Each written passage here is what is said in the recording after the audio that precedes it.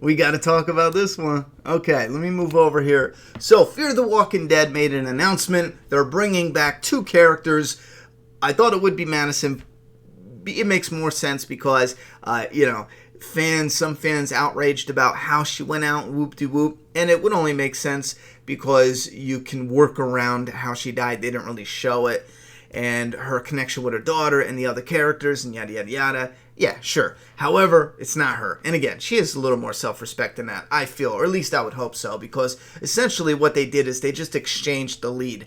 Hey, Morgan, come over from The Walking Dead, save the show, and we'll give you the lead role. That's basically what happened. I'm not mad at Lenny James, though. That's the industry. That's the gig. That's how it works. So no hate. You just go find a project that's a better fit and rock out with that.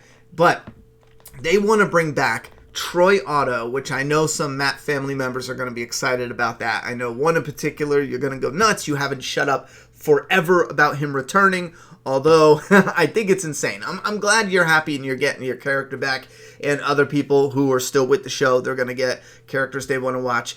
And I don't know if I said this yet. I feel like I did, but no, I am not reviewing Season 6 of Fear the Walking Dead. That wasn't clickbait. I am 100% done with the show. If Season 6 is outstanding, maybe I'll take a peek at Season 7.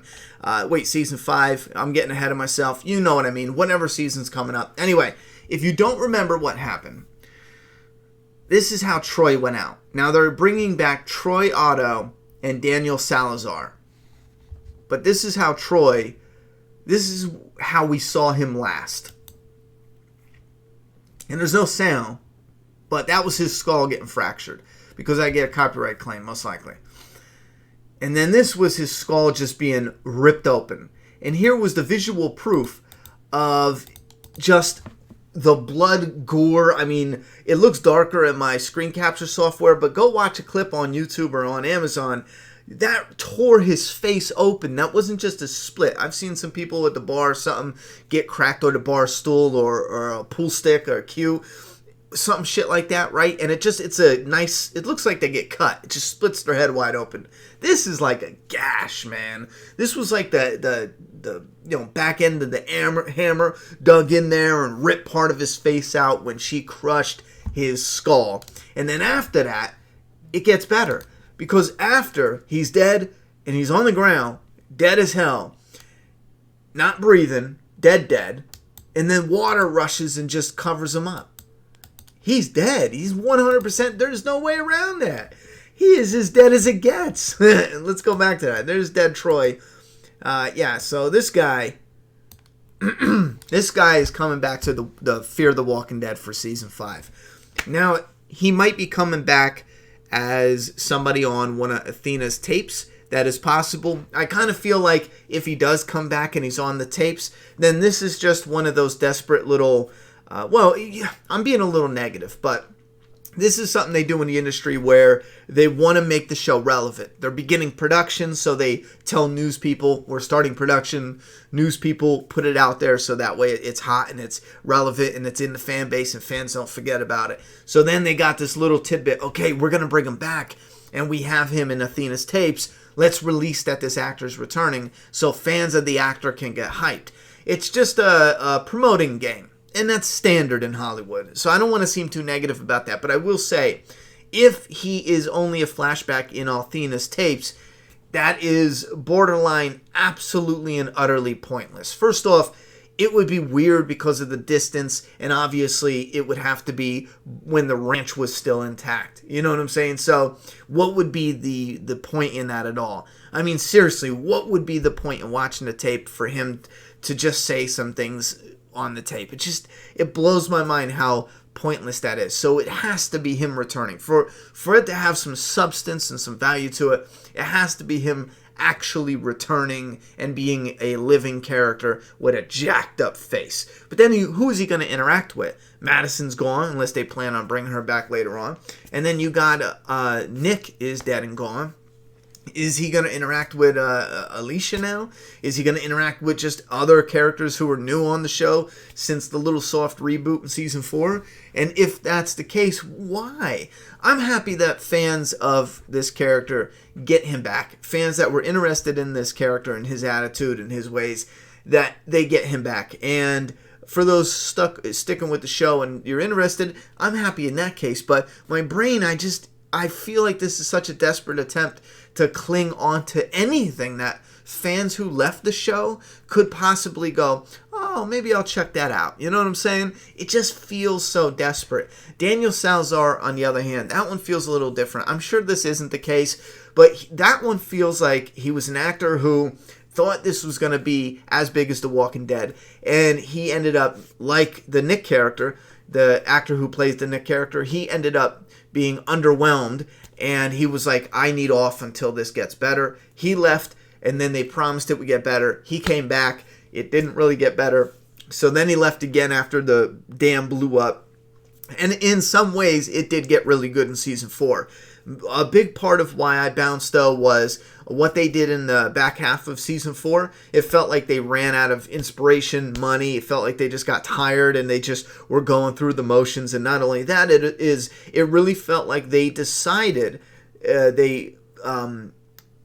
purposefully decided to start picking stuff we've already had and that we've already had fun with and we've already enjoyed, and they started picking those moments out and just redoing it. If you go down and break down the end of season 4, the second half, it is all filled with stuff that we've already gotten before, just remixed in slightly different ways. I mean, it's so apparent. It hurts my brain to believe that they actually went and looked at stuff we've gotten before. Because keep in mind, I'm not just saying that because it is all repetitive. I'm saying that because that is a technique. That is a technique where they go, especially when you get the studio heads involved. This is something that's so common in Hollywood. You can go and read about it anywhere. They'll look at what has succeeded, what is succeeding, and they just mimic that. Especially with a popular movie, like let's say Deadpool comes out, and then they go, oh, that works, let's do this. It's like the same thing. That if you read history stuff or behind the scenes stuff with entertainment history, you'll see that it'll pollute the creativity pool in Hollywood in such a terrible way. Somebody will have a cool creative idea, and you'll hear some of the development hell about it in the behind the scenes stuff, and they'll be like, well, the studio heads, they knew this was on and popping, or this was hot at the time, so they wanted zombies in my drama or some shit like that. So this looks like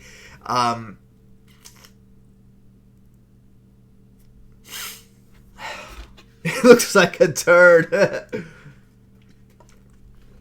I'm getting off track. Let me shut up. Let me just shut up. Okay, so I want to know your thoughts and opinions about this. Before I go off on another little rant, and I had to check myself because I was about to go way out of my lane and just keep ranting and raving, but that is something they do. They look at what works and they just repeat it, and I felt like season 4 was a lot of that. On top of what happened with that, we get Morgan, who's a character that I liked his connection with the characters on the original show, and for him to just go, nope, for no other reason other than to keep the show separate.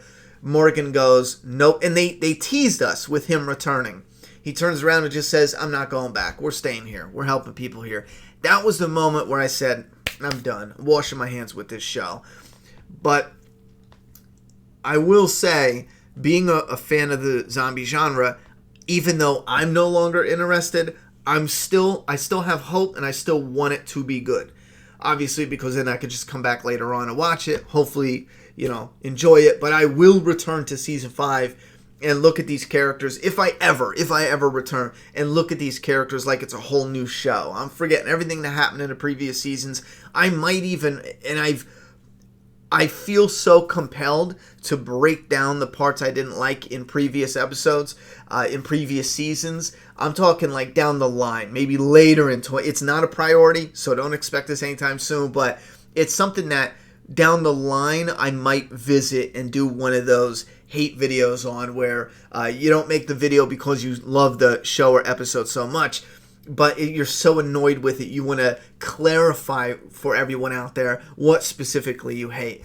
Because I know that is something that's interesting in the fan base. When you hate a particular thing so much, a lot of fans are curious about the specifics. Not just you to shit talk it, but specifically what parts of the story, what parts of the characters or the character development, what parts don't you like and what parts you hate. One of the biggest turnoffs for me is the repetitive storytelling aspect of it. I think the repetitiveness gets a little, not only that, utilizing tricks or utilizing stuff that the characters do and then not doing it, it would be unrealistic for the characters like Madison. There's no way she should have died like that.